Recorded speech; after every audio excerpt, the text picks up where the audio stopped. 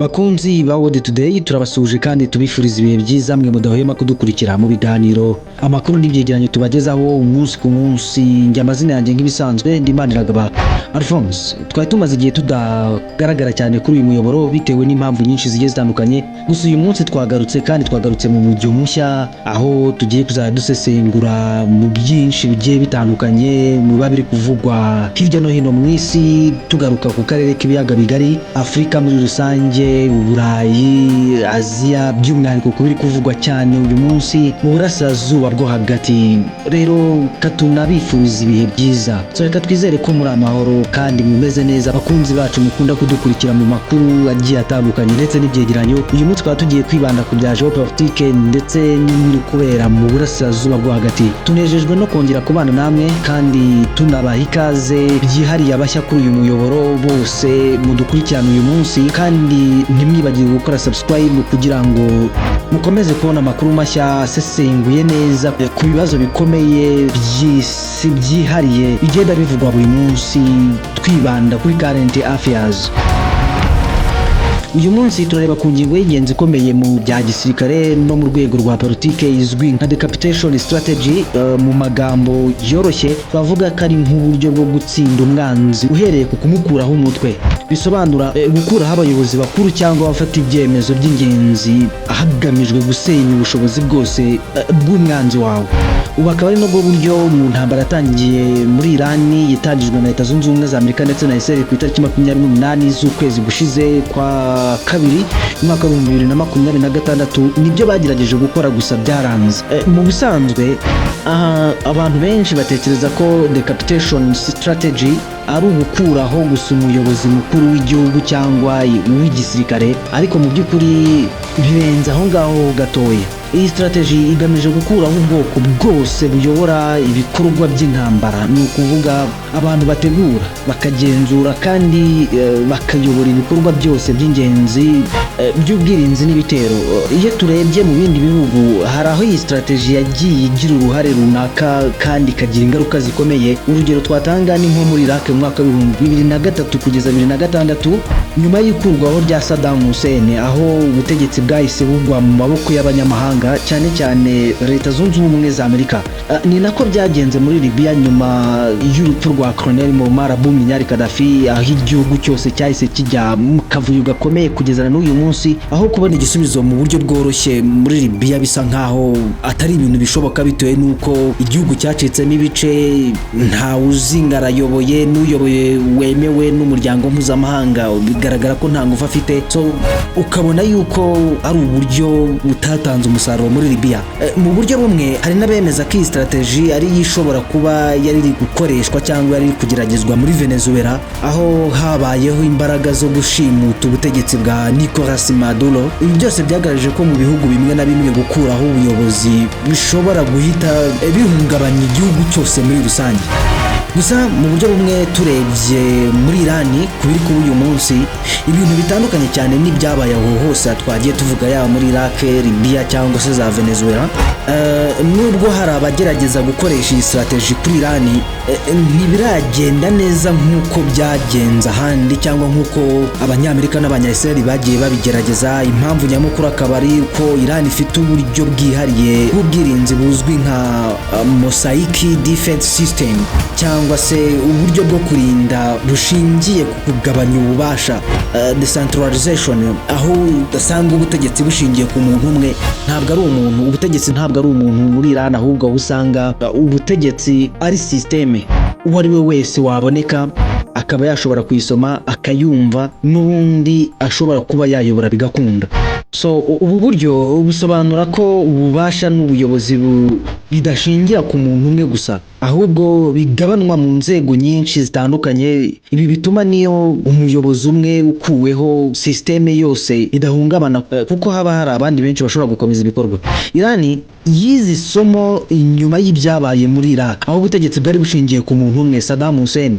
Nyuma y'uko Saddam Hussein avanwaho, igihugu cyose cyahise kigwa mu bibazo bikomeye cyane kugeza n'uyu munsi, aho twavuga yuko ubutegetsi cyangwa se ububasha butakiri mu maboko y'abanya Iraq, niyo mpamvu Iran yubatse system ituma ubutegetsi bukomeza gukora niyo habaho igihombo gikomeye cyane. By'umwihariko Iran ifite inzego zitandukanye z'igisirikare zikora nk'umuyoboro umwe uhuje, ariko atari nk'umuyoboro umwe gusa. Harimo Islamic Revolution Guard Troops cyangwa se IRGC, hakaza igisirikare cya Artesh ndetse n'umutwe wa Basij. Izi nzego zikora zifashanya ariko zifite ubwigenge runaka, ibyo bigatuma nta rwego rumwe rushobora gusenyuka ngo rusenye izindi zose. Iyi mikorere isa n'urusobe cyangwa se icyo twakwita network, ituma niyo habayeho igitero kigamije gukuraho abayobozi bakuru, ibikorwa by'igihugu bikomeza nkaho nta cyabaye. Niyo mpamvu decapitation strategy nubwo Abanyamerika na Israel bayigerageje ubwo bageragezaga kwica Ayatollah Ali Khamenei ndetse n'abandi bayobozi bakuru yaba b'inzego za leta cyangwa se n'ab'igisirikare, byabagoye cyane gushyira mu bikorwa strategy muri Iran ugereranyije nuko mu bindi bihugu byagiye bigenda. Ikindi kintu gikomeye, Iran yashyizeho n'ikindi gitekerezo cyo gukwirakwiza ubuyobozi, institutional leadership. Ibi bivuze ko ububasha budashingirwa ku muntu umwe gusa, ahubwo bugabanwa ku bantu benshi no ku nzego zitandukanye, bityo niyo umuntu umwe avuyeho systeme yose ntisenyuka, ahubwo ibintu birakomeza bikagenda nkaho nta kintu cyabaye. Ngira ngo uyu munsi uramutse ugiye kubireba ubona yuko Ayatollah Ali Khamenei n'abandi bayobozi batandukanye bagiye bahitanwa na operation yabaye ku itariki 28 z'ukwezi kwa kabiri uyu mwaka wa 2026, ndetse n'abandi bayobozi bagiye bahitanwa n'ibitero bya Leta Zunze Ubumwe za Amerika bafatanyije na Israel. Nta kintu byahinduye, n'ubundi ibitero byarakomeje bikomeza nk'ibisanzwe. Ikindi ubuyobozi mu gihugu bwarakomeje, n'undi ibyagombaga gukorwa bikorwa nk'uko n'ubundi wagira ngo Ayatollah Ali Khamenei yahari. Ibyo rero bituma habaho ikintu gikomeye cyane cy'uko gusenya Iran ari ibintu bitoroshye. Hari kandi n'igitekerezo cyo gutegura abasimbura, ari nacyo gikomeye cyane, succession planning, aho mu nzego z'ingenzi hategurwa abantu benshi bashobora gusimbura abayobozi igihe cyose bibaye ngombwa. Ibi bituma nta cyuho kinini kiba mu buyobozi kandi ibikorwa bigakomeza vuba cyane nkaho wa muntu wavanwe mu mwanya akiriho. Impamvu nyamukuru ituma decapitation strategy idakora neza muri Iran nuko igihugu cyubatse kuri system ishingiye ku kugabanya ububasha, gukora mu muyoboro myinshi ihujwe no gutegura abasimbura hakiri kare. Ibi byose bituma niyo umuyobozi umwe uvanweho igihugu gikomeza gukora cyane. Ni ukuvuga buri mwanya bufite abayobozi bagomba gusimbura, ariko mu kugira abayobozi bagomba gusimbura akaba ari abayobozi biteguye kandi banumva neza iki gihugu gishaka. Yakaba ari nayo mpamvu nubwo igihugu nka Leta Zunze Ubumwe za Amerika, Israel bafite ubushobozi bukomeye mu by'ubutasi n'igisirikare, gushyira mu bikorwa iyi strategy kuri Iran bikomeza kuba ikibazo gikomeye cyane, ndetse cyane pe. Yakaba ari nayo mpamvu hari n'icyo twakwita yuko ari igihe ngaruka, period of consequences, mu rwego rw'ihangana rwa gisirikare n'inyungu z'igihugu, strategic competition. Muri uru rwego hari impamvu nyinshi zituma izi strategy zimwe na zimwe zidatanga umusaruro witezwe kuri ibyo bihugu byombi, cyane cyane ku banzi ba Iran. No kuvuga mu byo turi kubona uyu munsi biri gukorwa, twavuga nka Leta Zunze Ubumwe za Amerika ndetse na Israel mu byo bagiye bagerageza gukora kenshi kuri Iran. Imwe mu mpamvu ikomeye niyo bita radicalization and consolidation. Ibi bisobanura ko iyo umuyobozi umwe avanweho, aho gucika intege abandi bashobora gutuma habaho kwiyongera k'umurava n'ishyaka ku bayobozi basigaye.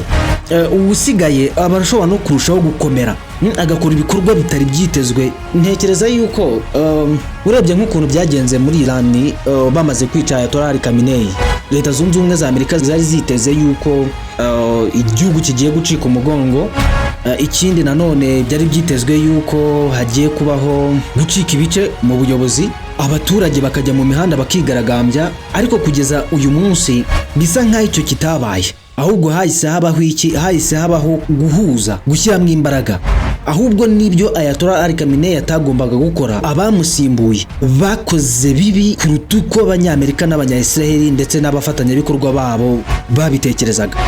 Ni ukuvuga ngo usigaye cyangwa usimbuye ku muyobozi runaka wishwe abashobora no kurushaho gukomera, kuko aba yizeye ko ibyabaye kubamubanjirije, agafata ibyemezo bikaze kurutaho mu kwirengera narengera ubutegetsi icyarimwe na Iran muri rusange. Ibi bituma havuka ikintu twagereranya nka migration. Ni ukuvuga ku ruhande rwa Leta Zunze Ubumwe za Amerika bisa nko gukuraho umuntu umwe agasimbuzwa undi utazi neza imitekerereze yiwe, imyitwarire ye cyangwa uburyo afata ibyemezo bikomeye. Akenshi usanga uwo mushya bakomeye kurushaho ndetse ashobora no gufata ibyemezo bikarishye cyane kuruta uwari usanzweho. Ari nabyo biri kuno munsi. Ntekereza yuko Abanyamerika n'Abanya-Israel kano kanya ibyo Ayatollah Mujtaba Khamenei ari gufata cyangwa ari gukora bitandukanye cyane. Ikindi nanone iyo turebye umuyobozi Ali Khamenei hari aho yagiye agaragaza ubwitonzi n'ubunararibonye bitewe n'imyaka n'igihe yari amaze ayobora, bitewe na negotiation ndetse n'ibihe yagiye abamo bigoye cyane. Ariko iyo haje umuntu mushya cyane cyane ukiri muto aba ashobora kuba afite ubwo bunararibonye yego, ariko nanone bijyanye n'igihugu ibyo kiri kunyuramo ugasanga nyine biragoye. Ibyo bigatuma afata ibyemezo bikomeye kandi byihuse kurushaho ugereranyije n'ibyo Ayatollah Khamenei yashoboraga kuba yafata bitandukanye cyane. Ibi byose byerekana ko rimwe na rimwe icyo twakwita strategic decapitation strategy ishobora gutsindwa ntigere ku ntego zayo, kuko aho guca intege umwanzi ahubwo bigatuma arushaho gukomera no kwiyubaka bundi bushya mu buryo bukomeye kandi kurushaho. Nanone kandi ntitwakwirengagiza imbaraga za Irani imaze kubaka mu gihe kirenga imyaka 45 kugeza kuri 47.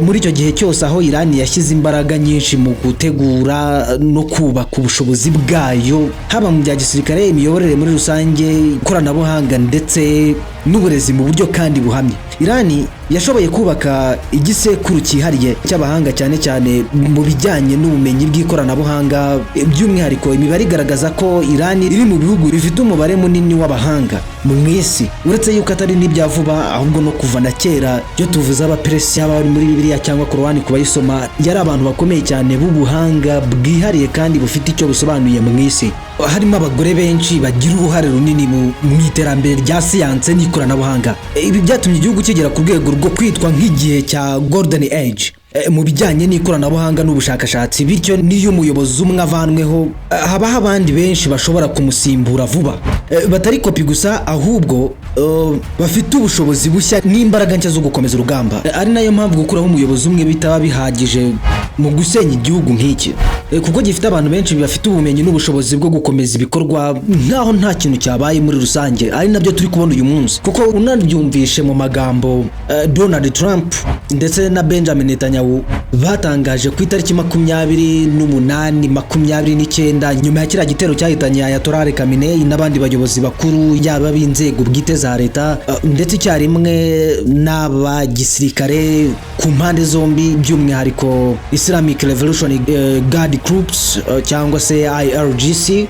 Bigaragaza expectation bari bafite bajya gutangiza iyi ntambara, ariko nanone biza bigatandukana kure na result byazanye, kuko bajya gutangiza iyi ntambara bumvaga yuko ari intambara iramutse ikabije kamara igihe kirekire, byibura ari nk'icyumweru kimwe cyangwa icyumweru kimwe n'igice, byaba birenze cyane bikaba ibyumweru 2. Ariko reba higeze uyu munsi, kandi uko intambara iri gutinda biri kugaragaza ugutsindwa gukomeye cyane kwa Leta Zunze Ubumwe za Amerika na Israel, kuko gutsinda kwa Irani ntabwo tuzakubara cyane ku bijyanye n'uburyo ingabo zavuye hariya, naho kano kanya intambara yarangira byaba bivuze yuko Irani yatsinze intambara, naho yarangirira hano bigeze, kubera yuko intego yagiye ijyanye Donald Trump na Benjamin Netanyahu yo gukuraho ubutegetsi no gusenya burundu ubutegetsi bwa Islam ntabwo yagezweho. Icya kabiri, hari ibyo bijyanye no kuba hari byinshi byasenyutse, kuko uko baganiraga mbere n'ibyo basabaga mbere ubu biratandukanye. Ubu Irani basa nkaho bari kuganira bari ku meza amwe, kandi Irani ari itanga icyifuzo, niko twabivuga, bitandukanye na mbere aho mbere bayibwiraga ngo turasaba ibi. Irani rero ubu ifite ububasha n'ubushobozi bwo kuba yahakana ibyo Leta Zunze Ubumwe za Amerika yavugaga mu gihe bari batangiye kunegosiya, bakavuga ngo kuri Iranium dutunganya turagabanya, turemera gukuraho ballistic missile, hari uburyo turi bugabanya. Nyine hari kunegosiya, ari kubona yuko uruhande rufite imbaraga rutegeka ari Leta Zunze Ubumwe za Amerika na Israel, ariko uyu munsi Irani ifite ubushobozi bwo kuvuga ngo oya, twebwe ibyo ngibyo ntabwo tubishaka. So ikindi nuko kano kanya Iran niba yarakuriweho ibihano si byose ariko hari ibihano byavanweho perezida wa Leta Zunze Ubumwe za Amerika Donald Trump yaravuze yuko Iran ifite noneho ububasha ndetse cyangwa se ikuriweho ibihano byo kuba kano kanya noneho yemerewe kuba yacuruza peteroli yayo ku isoko nubwo Iran yabyanze, ariko hari icyo bivuze. Ikindi nanone uriya muhora wa Hormuz ubundi amato yacagaho for free, ariko uyu munsi Iran itangiye kuvuga ngo byanga bikunda tugira ikintu tubona. So naho rero intambara yahagarikira kano kanya, naho Iran yaba yarasenyutse nkuko yagusenyuka kuko barayirasa nayirasa, ariko ikijyana ku meza y'ibiganiro gitandukanye cyane n'icyo yari ifite mbere y'itariki 28 no kuvuga z'ukwezi gushize, kuvuga ukwezi kwa kabiri uyu mwaka wa 2026, bitewe nuko mbere y'izo tariki yarategekwaga ndetse ukumva yuko hari ukuntu Iran ishaka kubyemera. Ariko nyuma ya kino gitero twakwita yuko Donald Trump na Benjamin Netanyahu bakoze miscalculation.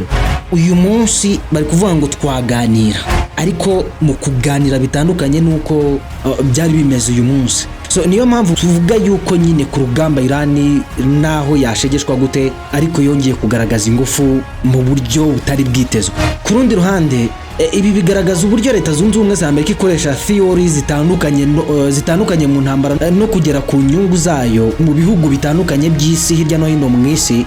Cyane cyane hari inyungu z'ubukungu cyangwa se umutungo kamere ushakishwa na buri gihugu hirya no hino mu isi.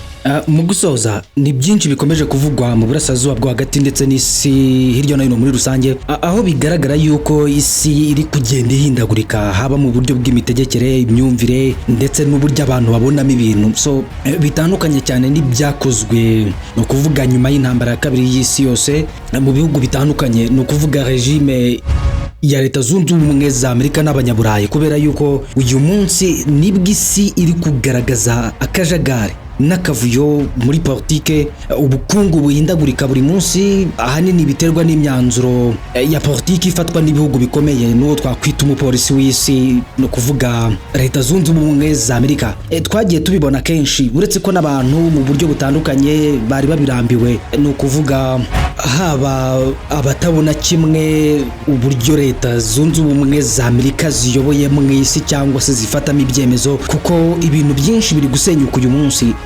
Biri gusenyuka. Ubundi Leta Zunze Ubumwe za Amerika yari iyoboye isi ahanini bishingiye ku buryo yagiye ishyiraho, haba umuryango mpuzamahanga, haba World Bank ndetse na IMF, haba ifaranga ryayo ni ukuvuga idolari mu isi, kugira ngo mwari muzi ikintu cya petrodollar n'ibindi bitandukanye, hazi ibi by'uburenganzira bwa muntu n'ibindi bitandukanye. So uko bigaragara mu isi rero muri rusange, uko imyaka igenda ishira bigenda bicika intege, ari nayo ngingo tuzagarukaho ibitaha, kubera yuko uko bigenda birangira ngira ngo nta wahakana yuko umuryango mpuzamahanga uyu munsi uhagaze nk'indorerezi, ntuzi icyo gukora, ntuzi imyanzuro yo gufatwa, ndetse nta n'ubwo uri kubona icyerekezo cy'aho ibintu biri kwerekeza.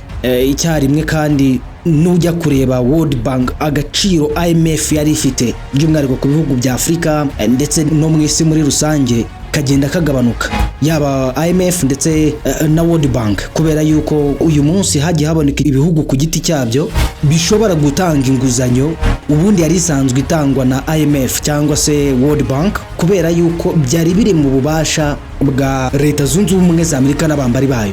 So uyu munsi rero haje Russia, uyu munsi baragufatira ibihano kuba wakorana n'Abarusiya cyangwa wakorana n'Abashinwa, even n'Abahinde cyangwa se na Iran. So bitandukanye no mu myaka myinshi yatambutse. Rero ni isi nshya turi kwinjiramo itandukanye cyane n'uburyo isi yari iri gutegekeramo. Mu biganiro byacu gitaha tuzibaza cyangwa se tuzagaruka ku kintu kivuga ngo ese iyi si mu buryo bw'imiyoborere, haba politike ndetse n'ubukungu n'imibereho y'abaturage batuye isi mu myaka 15 ni iki kizaba gihindutse? Kubera yuko uko bigaragara nuko naho iyi ntambara Leta Zunze Ubumwe za Amerika irwana nayo yayitsinda, ariko bivuze yuko hari impinduka zizaba. Ese twitege iki? Niba IMF itagifite agaciro nk'ako yari ifite muri za 90 muri za 70, niba World Bank utakoranye nayo wakorana n'Ubushinwa cyangwa ugakorana n'andi masosiyete agiye atandukanye, niba uyu munsi Trump avuga ati UN nta kintu kimaze, dushobora kuyisimbuza tugashyiraho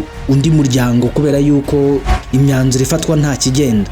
Niba Amerika yaravugaga ibindi bihugu bikabunda, kano kanya igihugu nka Iran kikaba kiri kugaragaza imbaraga n'ubushobozi budasanzwe nk'ubwo tumaze iminsi tubona. Ni iki bivuze mu myaka iri imbere?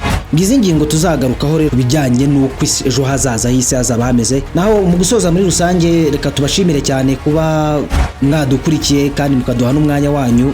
Niba uri mushya kuri uru rubuga, ntibibagirwe gukora subscribe kugira ngo ukomeze kubona ibiganiro nk'ibi byimbitse bigaruka ku bibazo by'isi muri rusange, ndetse tunasesengura inkuru zigiye zitandukanye, yaba mu karere k'ibiyaga bigari, ku mugabane wa Afurika, yaba muri Leta Zunze Ubumwe za Amerika, mu Burayi, ingingo ziba ziri kuvugwaho. So twari tumaze igihe tudakora rero, ariko uyu munsi twongeye kugaruka mu buryo bushya, aho tugiye kuzajya tubagezaho documentaire zicukumbuye zigaragaza ubusesenguzi by'umwihariko kuri politike, ubukungu ndetse n'imibereho y'isi mu rwego rwo gusobanukirwa ndetse no kumenya aho isi n'ibintu biri kwerekeza. Rero reka tubashimire kandi mwakoze cyane. Reka twizere yuko no mu biganiro bitaha tuzaba turi kumwe. Ufite igitekerezo, ikibazo cyangwa inyunganizi, ni ukuri buri gihe twebwe amarembo ahora yuguruye. Nge twari turi kumwe, Ndimaniragaba Alphonse, turi kuri World Today, naho mu biganiro byacu bitaha. Ciao.